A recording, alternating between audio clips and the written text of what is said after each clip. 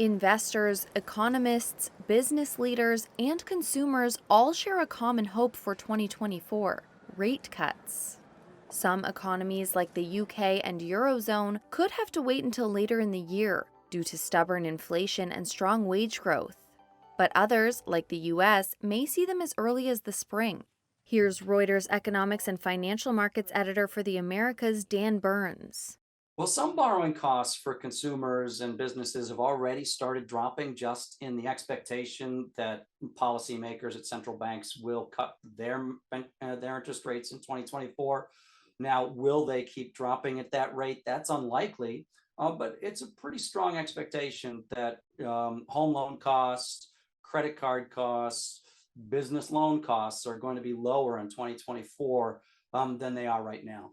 After starting 2023 with annual inflation rates that were on average 3.7 times the 2% target shared by most developed economies' central banks, the pace of price increases is now down to 1.5 times that target.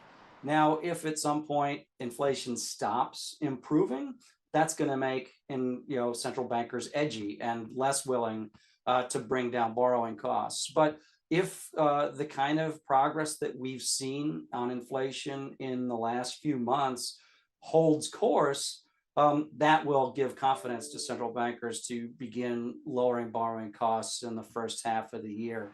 But a major game of chicken is underway as market actors have set expectations for far more easing than central bankers may be willing to provide. The Federal Reserve, for one, recently forecast 75 basis points or three quarters of a percentage point in interest rate reductions over the course of 2024. Financial markets, the bond market, interest rate futures markets, are now pricing expectations for 150 basis points, essentially twice what the Fed itself is forecasting.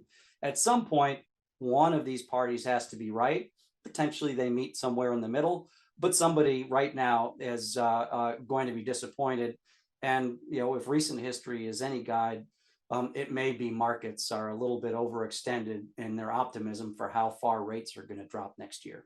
But the key to it all rests with inflation. As policymakers have said, they're willing to stomach some level of economic pain to finally return price pressures to their target levels.